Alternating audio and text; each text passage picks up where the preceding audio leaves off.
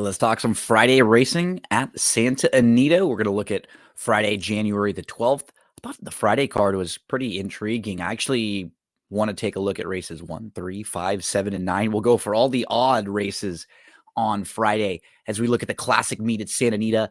DRF has you covered with past performances, clocker reports, and picks every racing day at shop.drf.com. And remember, you can get the clocker reports for Santa Anita and Gulfstream every racing day. So when you need help with the first-time starters, surface switches, horses coming off of long layoffs, extra information to help you make an educated wager as we get ready to rock and roll. Let's talk Santa Anita. Let's talk race number 1 for Friday. I'm going to look at the number 8 in here. We'll start out with a 6.5 furlong race. So this is not down the hill. It's just the straight 6.5 at Santa Anita. I'm going to look at the number 8 in here. This is Northeast Star. So a couple things I like about this particular filly. She's a 4-year-old filly now, just turned 4. I'm going to look at some of really her whole body of work here in the U.S. It all makes sense to me. So nothing is, there's no race where I'm wondering what happened. May the 21st, she runs really well in her first start in a few months. It was actually her first turf start. She loses to a horse named Spicy Bug, who comes right back to win their next start. Then she's off for a couple months. She shows back up in Del Mar on July the 21st against Maiden Special Weights. She does not run poorly that day at all. She had a brutal start. She was like 7 or 8 lengths off of it. She got caught in between horses with nowhere to go. It was an absolutely brutal trip on that day. You could see bumped, brake, locked room. That was the Del Mar trip on July the 21st. She comes back on September the 2nd. She gets stuck inside. She gets shuffled back a little bit. She has nowhere to go. She tries to angle out of it and off the rail, but just had too much to do late. So these races where she finishes 5th in back-to-back races, they're sneaky. They're a little bit better than they look on paper. She comes back on September the 30th. It's a race that's rained off the turf, and they just get aggressive with her, and she just crushes a field that she's better than. In all of her races, look, they're maiden special weights. She's facing open first-level allowance company last time out. She's behind a horse named Mediha, who we're going to see running on Saturday this weekend. This is a sharp horse, a nice Calbred. You also see horses like Stay and Scam, who came back and won out of that race. This is another horse who we're going to see running in a stakes race this weekend against Mediha. Lunar Impact just came back and won last weekend down the hill against Open Company. So keep in mind, that was a much tougher race. And her races against maiden special weight races were likely against better horses than she'll be facing in this group. That's a claiming race. It's a 25 non-2. She just has some hidden form. I think she fits really well in here.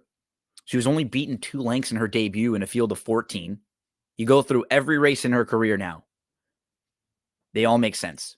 Northeast Star, she's 6-1 on the morning line. If you can get anything over 7-2, I think that's fair value on her. Let's move along. We're going to go to race number 3 next. So third race, 6 furlongs on the turf course. I'm going to go to the outside. The number 7, More Try, is the horse I want to talk a little bit about. He's 6-1 on the morning line. He's raced 3 times. All of them have been sprinting on the turf. His debut was back in November of 2022. Really good second. Then he's off for 10 months, almost a year. He shows back up on October the 21st, and he just runs like a horse who needs the race. It's a little bit short. He comes back last time out. He's inside. He's second. He's just behind the leaders, but he's in tight, and he has to tap on the brakes. He ends up losing about a length plus, and he loses positioning. He ends up tipping outside. He angles around, but he just couldn't get to the gate-to-wire winner that day. It's a little bit better than it looks on paper, too. Now he'll go third start off the long layoff. More Try. It's a nice outside draw. The horse he lost to last time out was named Man of Rose. Man of Rose came right back to win. And this is a lone speed situation.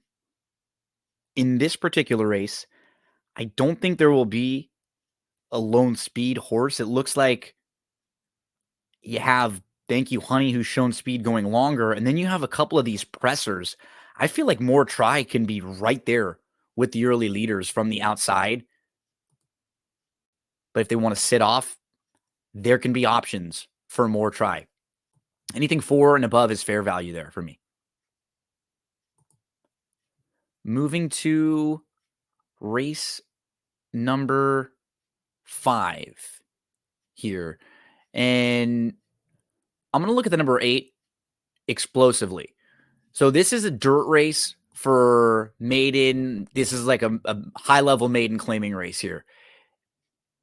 The number 8, Explosively, debuted against maiden special weights up at Golden Gate. So it was a race against protected horses and a race that's already come back strong where you've had the runner-up come back to win their second start. So we're already seeing the race productive. And I thought this horse, Explosively, ran really well in that race. So he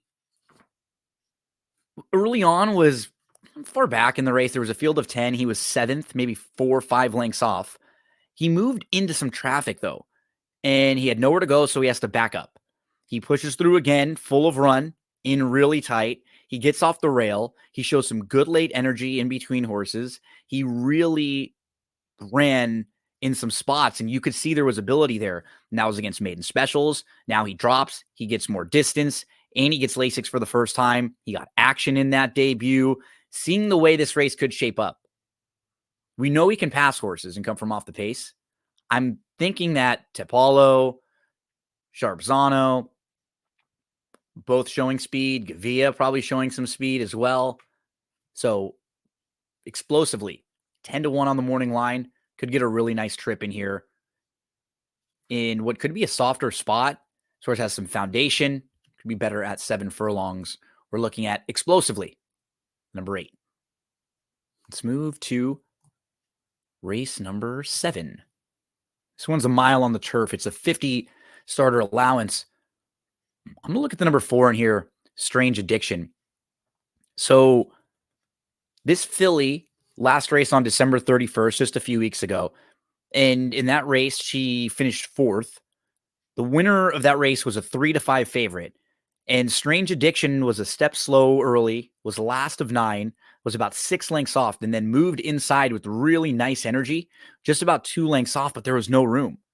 And had to shift out and around, and it was just a little bit flat late. But now she's going to stretch back out, and she can be closer in here. Look at her win at a mile on the synthetic a few starts back. I have a feeling Dettori is going to get aggressive with her. Strange Addiction should be close in this race throughout. There is not that much early speed in here. She could be sitting 2nd or 3rd. 8-1 on the morning line. Anything 5 or above feels like fair value. Moving to the 9th and final. The Entourage fans will be out in full force with Johnny Drama, the number 9, taking a drop in class here, moving from maiden special weights to the maiden 50 claimer. So Johnny Drama's been racing against only maiden special weights in his 4 starts. He's actually hooked some nice horses like Seraticus, Elwood Blues. And then last time out on November the 18th, he faced a wire-to-wire winner. The horse who won that day, Neon Lights, did not get passed throughout. And Johnny Drama was in a group early that was bumping around. He had to take up. He was last. And then he wanted to go in between horses. He had no room. He had to angle out.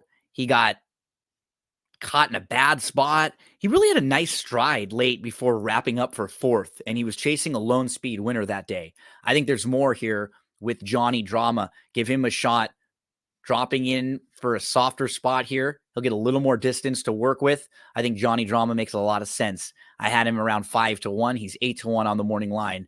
There's a look at some of my plays for Friday at Santa Anita.